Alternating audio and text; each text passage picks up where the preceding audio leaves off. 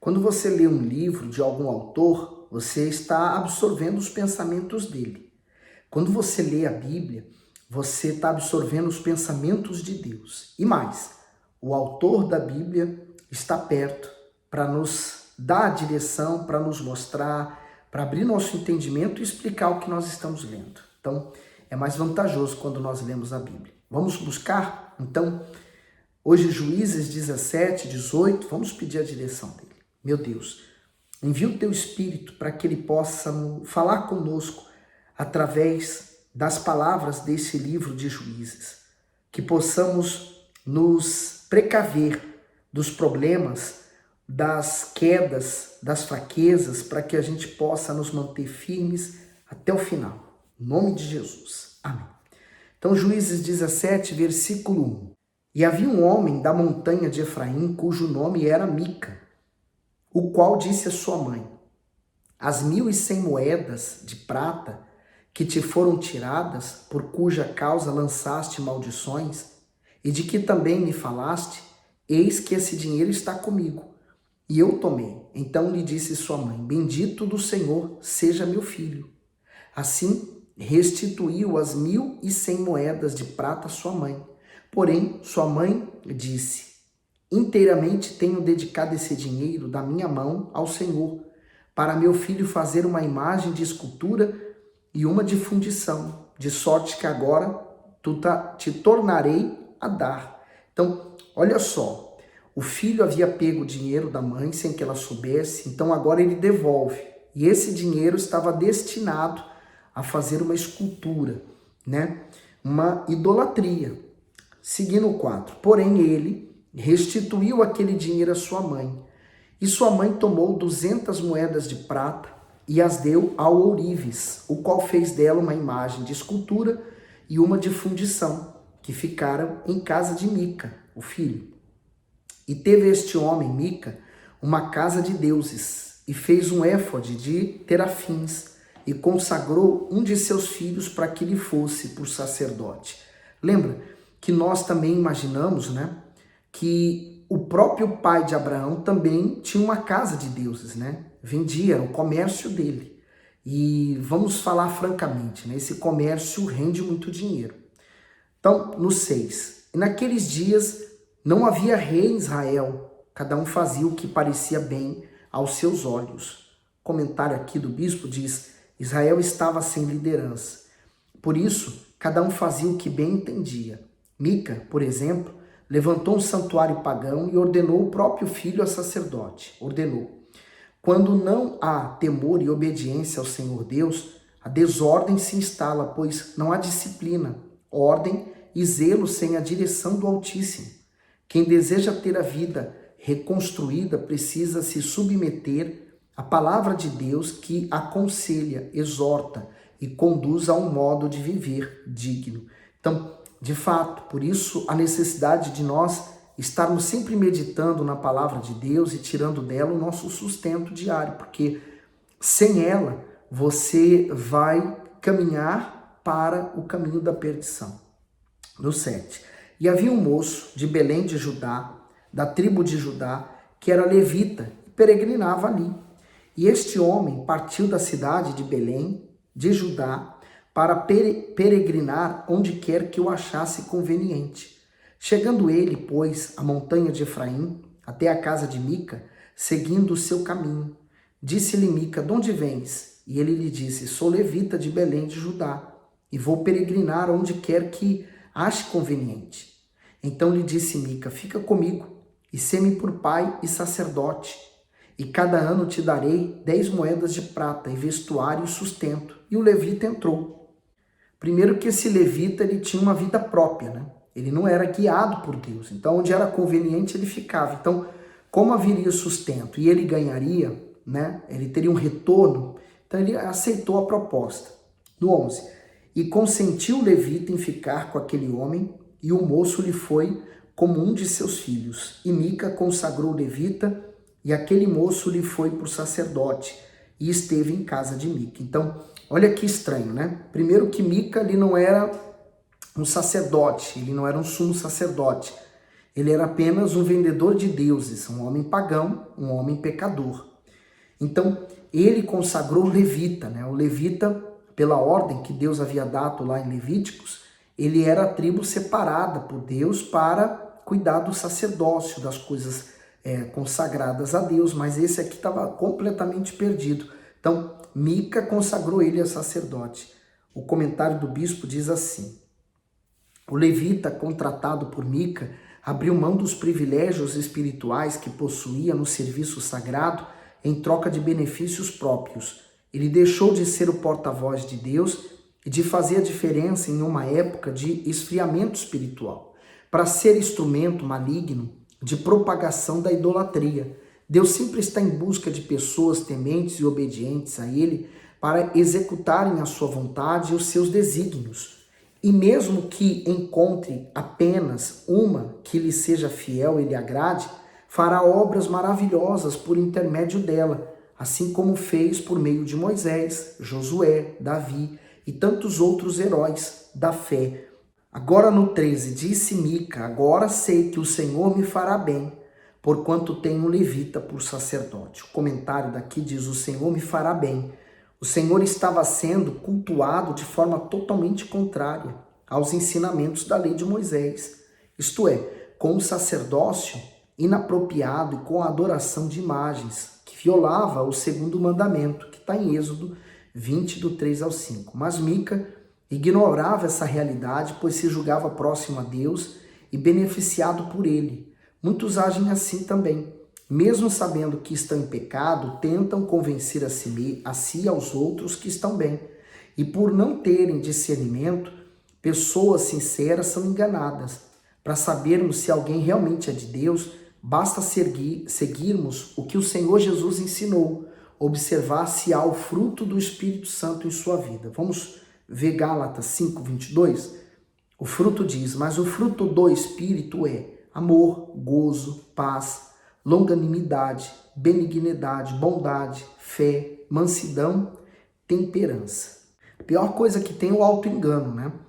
Ele vendendo ídolos e pensando assim: bom, minha prosperidade, as coisas estão correndo bem, é porque Deus é comigo, né? É o engano. A pessoa pensa que está tudo bem, quando na verdade não está.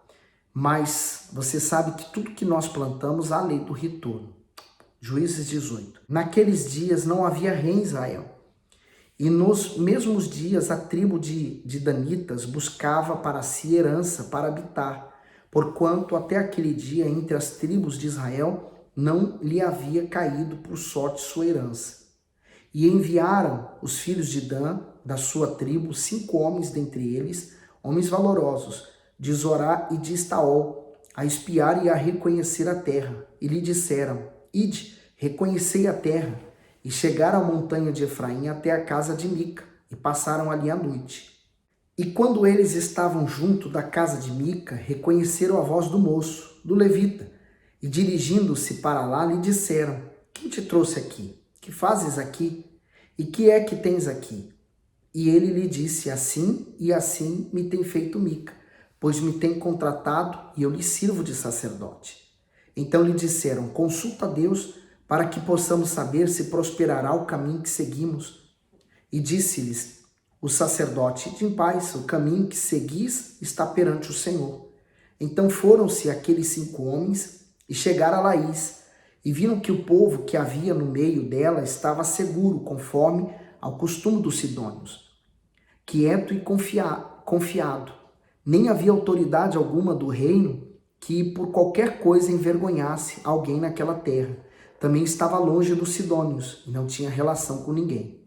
Então voltaram a seus irmãos, a Zora e Estaol, e seus irmãos lhe disseram: que dizeis vós?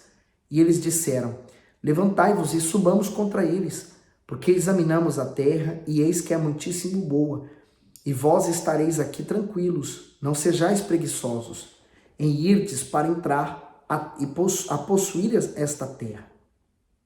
Quando lá chegardes, vereis um povo confiado, e a terra é larga de extensão, porque Deus vô-la entregou nas mãos, lugar em que não há falta de coisa alguma que há na terra.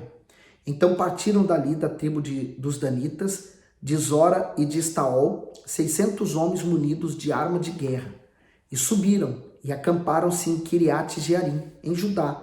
Então chamaram a este lugar Mané Dan, até o dia de hoje, eis que está por trás de Kiriat Jearim. E dali passaram a montanha de Efraim, e chegaram até a casa de Mica. Então responderam 5 homens que foram espiar a terra de Laís, e disseram a seus irmãos: sabeis vós também que naquela casa há um éfode e terafins, e uma imagem de escultura e uma de fundição? Vede, pois, agora o que haveis de fazer. Então se dirigiram para lá e chegaram à casa do moço, o levita, em casa de Mica, e o saudaram. E os 600 homens que eram dos filhos de Dan, munidos com suas armas de guerra, ficaram à entrada da porta. Porém, subindo os 5 homens que foram espiar a terra, entraram ali e tomaram a imagem de escultura, o éfode e os terafins e a imagem de fundição, ficando o sacerdote em pé à entrada da porta, com os 600 homens que estavam munidos com as armas de guerra. Entrando eles, pois, em casa de Mica, e tomando a imagem de escultura e o éfode, e os terafins e a imagem de fundição, disse-lhe o sacerdote: que estás fazendo? E eles lhe disse: cala-te, põe a mão na boca e vem conosco, e sê-nos por pai e sacerdote. É melhor ser sacerdote da casa de um só homem do que ser sacerdote de uma tribo e de uma família em Israel? Então alegrou-se o coração do sacerdote, tomou o éfode e os terafins e a imagem de escultura e entrou no meio do povo. Assim viraram e partiram, e os meninos e o gado e a bagagem puseram diante de si. O comentário diz assim: corrupção espiritual. Não era somente o povo que estava corrompido. O levita, que fora transformado em falso sacerdote, também estava tomado pelo espírito da ganância. Ele, que deveria servir somente ao Altíssimo e fazer a sua vontade, estava disposto a servir falsos deuses em prol de dinheiro, poder e posição. Diferentemente dele, o verdadeiro servo de Deus pratica o que diz a sua palavra, tem íntima comunhão com o Senhor e conhece as reais necessidades do povo. Por entender as dores dos aflitos, doa sua vida por inteiro para erguê-los e salvá-los do sofrimento deste mundo e do porvir.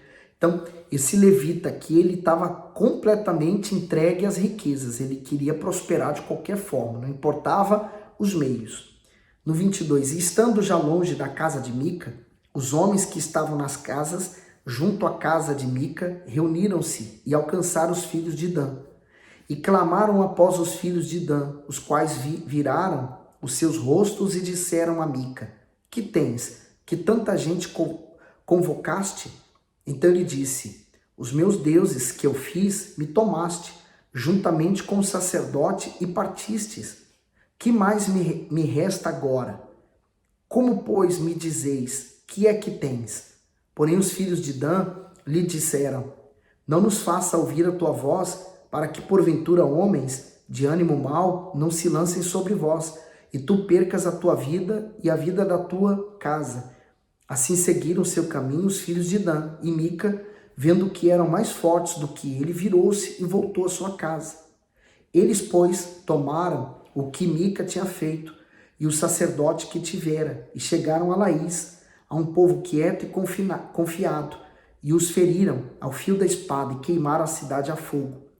E ninguém houve que os livrasse, porquanto estavam longe de Sidom, e não tinham relações com ninguém, e a cidade estava no vale, que está junto a Bet-Reob. Depois reedificaram a cidade e habitaram nela. E chamaram o nome da cidade Dan, conforme ao nome de Dan, seu pai, que nascera a Israel. Era, porém, antes o nome desta cidade Laís. E os filhos de Dan levantaram para si aquela imagem de escultura. E Jonatas, filho de Gerson, o filho de Manassés, ele e seus filhos foram sacerdotes da tribo dos Danitas, até o dia do cativeiro da terra. Assim, pois, estabeleceram para si a imagem de escultura que fizera Mica, por todos os dias em que a casa de Deus esteve em Siló. A tribo de Dan foi uma das tribos que perdeu, né, completamente as terras em Israel e também foi retirado o nome dela dentre as tribos de Israel. Juízes 19. Aconteceu também naqueles dias em que não havia rei em Israel, que houve um homem levita que peregrinou aos lados da montanha de Efraim, tomou para si uma concubina de Belém de Judá. Porém, a sua concubina adulterou com ele e deixou, foi para a casa de seu pai em Belém de Judá. Esteve ali alguns dias, a saber 4 meses. E seu marido se levantou e foi atrás dela, para lhe falar conforme ao seu coração, e para tornar a trazê-la, e o seu moço e um par de jumentas ia com ele. E ela o levou à casa de seu pai, e vendo o pai da moça, alegrou-se ao encontrar-se com ele. E seu sogro, o pai da moça, o deteve, e ficou com ele 3 dias, e comeram e beberam, e passaram ali a noite. E sucedeu que ao 4º dia pela manhã, de madrugada, ele levantou-se para partir. Então o pai da moça disse ao seu genro: fortalece o teu coração com um bocado de pão, e depois partireis. Assentaram-se, pois, e comeram ambos juntos, e beberam. E disse o pai da moça ao homem: peço-te que ainda esta noite queiras passá-la aqui, e alegre-se o teu coração. Porém o homem levantou-se para partir, mas seu sogro constrangeu a tornar a passar ali a noite. E madrugando ao 5º dia pela manhã para partir, disse o pai da moça: ora, conforta o teu coração. E detiveram-se até já declinar o dia, e ambos juntos comeram. Então o homem levantou-se para partir, ele e a sua concubina e o seu moço, e disse-lhe seu sogro, o pai da moça: eis que já o dia declina e a tarde já vem chegando. Peço-te que aqui passes a noite, eis que o dia já vai acabando. Passa aqui a noite, e que o teu coração se alegre, e amanhã de madrugada levanta-te a caminhar e irás para a tua tenda. Porém o homem não quis ali passar a noite, mas levantou-se e partiu, e chegou até de fronte de Jebus, que é Jerusalém, e com ele o par de jumentos albardados, como também a sua concubina. Estando, pois, já perto de Jebus, e tendo-se já declinado muito dia, disse o moço a seu senhor: vamos agora e retiremo-nos a esta cidade dos jebuseus e passemos ali a noite. Porém disse-lhe o seu senhor: não nos retiraremos a nenhuma cidade estranha, que não seja dos filhos de Israel, mas iremos até Gibeá. Disse mais o seu moço: vamos e cheguemos a um daqueles lugares e passemos a noite em Gibeá ou em Ramá. Passaram, pois, adiante e caminharam, e o sol se lhes pôs junto a Gibeá, que é a cidade de Benjamim. E retiraram-se para lá, para entrar e passar a noite em Gibeá. E entrando ele, assentou-se na praça da cidade, porque não houve quem os recolhesse em casa para ali passarem a noite. E eis que um velho homem vinha à tarde do seu trabalho do campo, e era esse homem da montanha de Efraim, mas peregrinava em Gibeá. Eram, porém, os homens deste lugar filhos de Benjamim. Levantando-se ele, pois, os olhos, viu a este viajante na praça da cidade e disse: o ancião: para onde vais? E de onde vens? E ele lhe disse: viajamos de Belém, de Judá, até os lados da montanha de Efraim, de onde sou, porquanto fui a Belém de Judá, porém agora vou à casa do Senhor, e ninguém há que me recolha em casa. Todavia temos palha e pasto para os nossos jumentos, e também pão e vinho há para mim, e para a tua serva, e para o moço que vem com os teus servos, de coisa nenhuma há falta. Então disse o ancião: paz seja contigo. Tudo quanto te faltar, fique ao meu cargo. Tão somente não passes a noite na praça. E levou a sua casa, e deu pasto aos jumentos, e levantando-se os pés, comeram e beberam. Estando eles alegrando o seu coração, eis que os homens daquelas cidades, homens que eram filhos de Belial, cercaram a casa batendo à porta, e falaram ao ancião, senhor da casa, dizendo: tira para fora o homem que entrou em tua casa, para que o conheçamos. Então, isso faz lembrar até do filho de Jó, né? De Ló, desculpa. Ló também, né? Os anjos, quando chegaram na cidade, eles queriam passar a noite na praça, mas Ló insistiu que eles ficassem em casa. E os homens daquela cidade queriam fazer isso, abusar deles. Comentário do 22. A perversão sexual dos filhos de Belial se assemelhou a Sodoma no tempo de Ló. Gênesis 19:5. Posteriormente, essa expressão passou a denotar todos os homens perversos, imorais, cruéis, profanos, violentos, obstinados e rebeldes à lei de Deus. Em uma linguagem mais clara, filhos do próprio diabo. Aí você consegue imaginar que situação, né? Ele pensou assim, eu vou para uma das cidades da tribo de Israel que eles vão estar em família, né? Olha a imaginação deles. E quando ele chegou lá, olha para a surpresa deles o que ele encontrou, filhos de Belial. Então assim também, dentro da igreja, a porta da igreja está aberta, entra todo tipo de pessoa. Mas nós temos que estar sempre olhando para o Senhor Jesus. Ele é o autor e consumador da fé. Não desvie seu olhar dele. Por isso, da necessidade de nós guardarmos sempre o nosso coração. No 23. E o homem, dono da casa, saiu a eles e disse-lhes: Não, irmãos meus, ora, não façais semelhante mal. Já que este homem entrou em minha casa, não façais tal loucura. Eis que a minha filha virgem e a concubina dele vou-la tirarei fora. Humilhai-as a elas e fazei delas o que parecer bem aos vossos olhos. Porém, esses homens não façais esta loucura. Porém, aqueles homens não o quiseram ouvir. Então, aquele homem pegou da sua concubina e lá tirou para fora. E eles a conheceram e abusaram dela toda a noite até pela manhã. E subindo a alva, a deixaram. E ao romper da manhã, veio a mulher e caiu à porta da casa daquele homem, onde estava seu senhor, e ficou ali, até que se fez claro. Imagine a dor e a humilhação dessa mulher, né? Porque não foi um homem só. Abusaram dela, né? O abuso sexual. Mas ela caiu à porta, ela ainda conseguiu chegar à casa, mas ela não viveu. No 27, levantando-se seu senhor pela manhã e abrindo as portas da casa e saindo a seguir o seu caminho, eis que a mulher, sua concubina, jazia à porta da casa, com as mãos sobre o limiar. E ele lhe disse: Levanta-te e vamo-nos. Porém, ela não respondeu. Então, levantando-se, o homem a pôs sobre o jumento e foi para o seu lugar.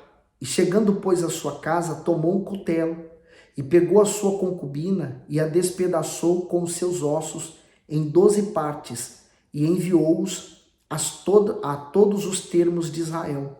E sucedeu que cada um que via aquilo dizia: Nunca tal se fez, nem se viu desde o dia em que os filhos de Israel subiram da terra do Egito até o dia de hoje. Ponderai isso, considerai e falai. Qual será a ideia dele, né? Em ter pego a mulher que já tinha sido abusada, morreu à porta, e ele então partiu ela em 12 pedaços e enviou para as 12 tribos. Bom, ele esperava ver uma coisa na tribo de Benjamim, na cidade de Benjamim, e ele encontrou aquela situação. Bom, no próximo capítulo a gente vai entender o que aconteceu, qual foi o objetivo dele com isso. E você? O que você tem tirado de lição desses capítulos? Põe no comentário, dê o seu gosto, partilhe esse vídeo. Vamos espalhar a palavra do nosso Deus, tá bom? Deus abençoe.